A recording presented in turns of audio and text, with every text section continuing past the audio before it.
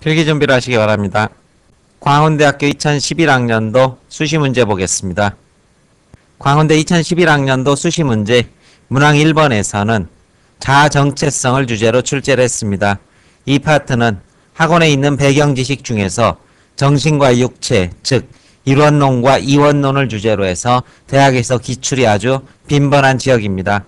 보다 논의의 폭을 확대하고 싶은 학생은 이 파트를 찾아서 들으시길 바라고, 여기에서는 특별히 심도 있는 지식을 요구하지 않았던 만큼 문제에는 포함시키지 않았습니다. 광운대는 2011학년도 수시에서 3개의 문항을 출제를 했고, 문항 1번과 2번은 단답 서술형, 그리고 3번은 독해를 토대로 해서 보다 중문의 서술을 하는 그런 요구를 했습니다. 문항 1번에서는 자아 정체성을 주제로 출제를 했는데 이것은 단답형으로 답이 정해져 있었고, 문항 2번에서도 소셜 네트워크 서비스를 주제로 출제를 했지만 역시 선택 연결형, 그래서 답안이 정해져 있는 형태, 그리고 문항 3번에서는 한국가족의 위기라는 이러한 문제 제기에 대해서 다시 주어진 지문을 활용해서 비판의 글을 쓰는 독해 서술형 문제를 출제를 했습니다. 요약하게 된다면 1번과 2번은 단답 서술형, 3번은 독해를 토대로 해서 논거를 활용해서 서술하는 그런 문제, 이렇게 정리할 수 있을 것입니다. 개별 문제 보겠습니다. 말씀드린 대로 문항 1번에서는 자아 정체성을 주제로 출제를 했고, 제시문 가에서는 문제를 제기하고 있습니다. 바로 내가 나임을 규정하는 것은 육체인가 의식인가, 이것을 어떻게 영화 페이스 오프를 토대로 제기를 하고 있고, 여기에 대해서 제시문 나는 답변의 논거를 제시를 하고 있습니다. 따라서 답변이 정해져 있다. 그것은 바로 의식의 자기 정체성, 의식이라는 것은 끊임없이 부단히 변하는 육체의 과정 속에서도 불변하는 영속성을 지닌 그러한 속성을 가졌다. 이 부분이 바로 답변의 키가 될 것입니다. 따라서 내가 나임을 규정하는 것은 육체가 아닌 의식이다. 이런 답변을 써야 할 것입니다. 간단한 비유로 보면 이 두 사람이 다 여배우들인데 이 배우들이 이렇게 성형을 해서 완전히 새롭게 거듭나는 그러한 과정을 거쳤다고 해도 얘가 아닌 것은 아니고 얘가 아닌 것은 아니다. 역시 동일한 인간들이다. 이런 의미가 제시문 나에서 파악될 수 있을 것입니다. 문제 1번에서는 가에 밑줄 친 질문에 대해 나의 입장에서 반드시 지켜야 될 것입니다. 답하라, 이런 요구를 하고 있고, 이 답안은 대학 측에서 공개한 답안입니다. 답안을 유심히 보게 된다면 제시문을 인용해서 서술하지 않는다. 이 부분이 광운대 시험을 보는 학생들이 반드시 염두에 두어야 할 부분이 될 것입니다. 따라서 논제 1번에 대해서는 사람이 자기 정체성을 규정하는 것은 육체가 아니라 의식이다. 바로 두 가지식으로 짧은 그림만큼 답을 먼저 제시를 하고 있습니다. 육체가 변하더라도 지속되는 의식이 자기 정체성을 규정한다. 페이스오프에서 아처의 의식이 캐스터의 육체 속으로 들어가고 캐스터의 의식이 아처의 육체 속으로 들어갔으며 주위 사람들도 이 사실을 인정하지만 바꾼 상황에서도 그들은 의식의 자기 정체성을 유지하고 있다. 따라서 육체가 아니고 의식이라는 것을 어디에? 이 페이스오프의 상황 속에서 녹여서 대답을 하거라. 이것이 대학 측의 요구가 될 것이고, 거울 속에 보이는 대상은 육체지만 바라보는 주체는 의식이다. 사람이 어떤 인물로 바뀌려면 의식의 자기 정체성과 하나가 되어야 하는데 영화 속의 이들은 그렇지 않다. 그러므로 나를 규정하는 것은 의식이다. 이러한 답안을 전개하고 있습니다. 대학 측에서는 자기 정체성의 정의를 제시를 했는지, 그리고 영화 속 캐스터와 아처의 예에 대해서 이것을 적절히 녹여서 서술을 했는지, 그리고 의식과 육체의 대조를 적절히 제시했는가, 자기 정체성의 변화의 조건을 제시했는가, 그리고 전체의 짜임새와 완결성은 어떤가, 이런 것들로 평가를 한다. 이렇게 밝히고 있습니다. 간단히 얘기하게 된다면 답안을 분명히 제시하고 그 근거를 어디에서 제시문 나에서 토대로 해서 뒷받침 문장을 유기적으로 서술하라. 이렇게 문제 1번에 대해서 정리할 수 있을 것입니다. 문항 2번 보겠습니다. 문항 2번에서는 소셜 네트워크 서비스를 주제로 해서 출제를 했습니다. 그런데 제시문 다에서는 사회적 자본의 두 유형을 출제를 했고, 라에서는 SNS의 성격 두 가지를 제시를 하고 있습니다. 따라서 한눈에 보아도 이것을 어떻게 연결형 서술을 하라, 이런 의미로 이해할 수 있을 것입니다. 그리고 사회적 자본이라는 것은 보다 익명의 공간에서 광범위하게 확산되는 연결의 유형과 그리고 자신이 살고 있는 시간과 공간 그리고 혈연 등을 중심으로 하는 결속적 유형 이 두 가지가 있다는 사실을 다해서 제시를 하고 있고 이것과 SNS의 연결 이렇게 문제가 정리될 수 있을 것입니다. 문제 2번에서는 SNS의 경우 개방형이 폐쇄형보다 상대적으로 자유롭게 운영되는데 이것이 사회 자본과 어떠한 양상으로 관계를 맺게 되느냐 이것을 비교해서 서술하라 이런 요구를 하고 있습니다.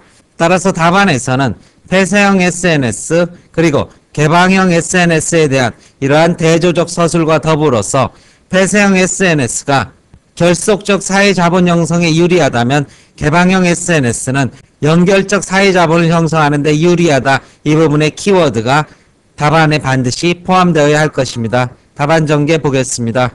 폐쇄형 SNS는 오프라인에서 존재하는 관계를 기반으로 형성된다.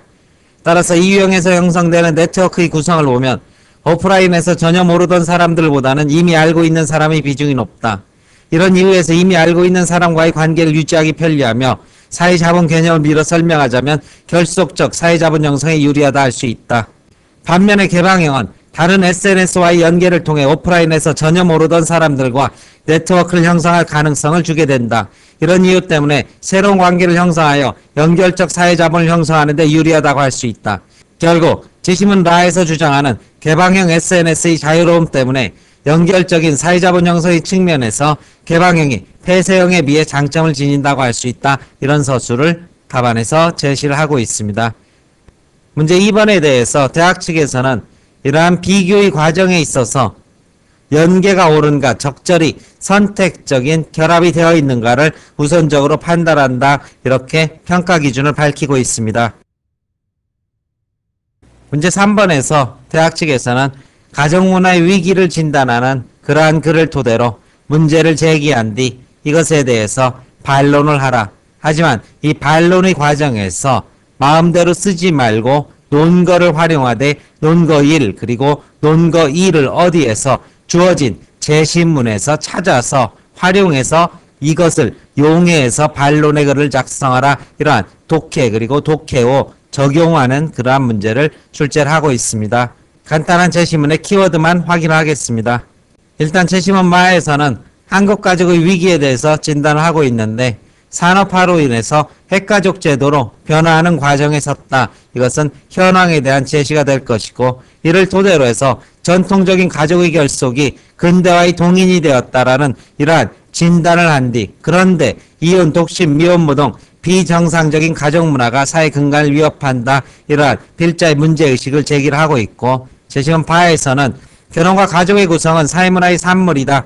즉 사랑과 낭만의 순수한 결합은 결혼의 한 단면에 불과하며 결국 결혼 또한 정치적, 경제적, 사회적, 생물학적 거래의 요소가 담겨져 있는 것이다. 낭만적이고 순수한 이러한 사랑의 결속 이런 것들은 실제 결혼의 한 부분 아주 지엽적인 요소에 불과하다는 이러한 결혼의 현실론에 대해서 이야기를 하고 있고 제시문 4에서는 근대 이후 낭만적 사랑의 결혼이 확대하면서 이제 결혼이라는 것이 개인의 자유로운 의사선택 과정으로 자리 잡게 되었다. 즉 관습이나 사회적 제도 이런 것들이 개입할 요소가 적어지면서 결혼제도는 불가피하게 불안정해질 수밖에 없었던 것이다. 이에 따라서 현대 결혼의 지속 여부는 관습이나 전통이라는 이러한 외적의 억압적 요소가 아니라 개개인의 내적인 자유의지에 따른 판단의 대상이 되고 있다. 이러한 것은 개개인의 삶의 자유의 확대라는 면에서 바람직한 모습이 될 것이고 동성애 역시 자연적인 성, 즉 남성과 여성이라는 이러한 이분법적인 성 역할에서 벗어나서 개개인이 자신의 의지에 따라서 성을 선택하는 자유의 확대 과정으로 볼 수 있다. 이런 논거를 제시문 4에서 제시를 하고 있습니다. 따라서 바와 사를 결합하게 된다면은 결혼제도라는 것이 고정된 것이 아니라 시대, 즉 정치, 경제, 사회, 문화적 변화의 과정에 따라서 결혼제도도 변하는 것이다. 이러한 측면에서 본다면 현대 가족제도가 불안정한 것은 개개인의 자유의 확대의 결과이며 전통적인 이분법적 성구조에서 벗어나는 그러한 바람직한 양상으로도 파악될 수 있다. 이러한 반론의 글을 제시하면 될 것입니다. 답안 전개 보겠습니다. 논제 3번에서 제시문 마는 한국 가족이 심각한 위기에 놓여 있다고 주장한다. 과연 그러한가? 바와 사의 내용을 바탕으로 이를 논거로 활용해서 마의 주장을 비판하라. 이런 요구를 하고 있습니다. 인간은 흔히 자신이 경험해온 익숙한 문화적 현실을 자연스러운 것으로 당연시하며 낯선 문화에 대해서는 비정상적이거나 부자연스러운 것으로 간주하는 경향이 있다. 하지만 인간의 사회적 삶을 규정하는 제도와 문화는 영구불변하는 것이 아니라 역사적으로 가변적인 것이다. 가족제도나 결혼 규모에 있어서도 반드시 어떤 것이 정상적이라 규정할 수 있는 불변의 기준이 있다고 보기는 어렵다. 긴 글에서 간단한 도입의 문장이 있다는 사실 눈여겨보실 필요가 있고, 가령 한국의 가족제도는 전통적 농경사회에서는 확대가족이 일반적이었으나 근대화를 거치면서 핵가족이 주종을 이룬 형태로 변화했다. 세계사적 차원에서 보면 남녀 간의 낭만적 사랑을 중심으로 한 결혼 문화가 보편화된 것은 근대적 개인이 출현한 이후의 일로서 전통사회에서는 결혼이 개인의 정서적 욕구를 해소하기 위한 것이라기보다는 가족의 노동력을 증가시키거나 가문의 영향력을 높이기 위한 수단으로 활용된 경우가 많았다. 바로 두 번째 제시문을 논거로 활용을 하고 있습니다. 가족과 결혼이 관습과 전통에 의해 보증되던 과거에 비해 당사자들의 낭만적 사랑을 중심으로 결혼이 이루어지는 현대사회에서 결혼의 지속성은 오히려 더 유지하기 어렵게 되었다. 오늘날 가족 형태가 다양화되는 것은 이러한 결혼관계의 불안정성으로 인해 초래된 결과라 할 수 있다. 나아가 개인의 성적 욕망이 생물학적 재생산이란 규범적 의무로부터 해방된 현대사에서 성문화가 다양화되는 것은 필연적이고 오히려 바람직한 자유의 확대 과정으로 볼 수 있다. 역시 세 번째 제시문에서 논거를 끌어오고 있습니다. 이러한 관점에서 볼 때 최근 증가하고 있는 이혼, 독신, 미혼모, 혼전, 동거, 동성애 등의 현상에 대해 가족의 위기라거나 사회통합을 저해하는 병리현상으로 섣불리 단정하는 태도는 바람직하지 않다.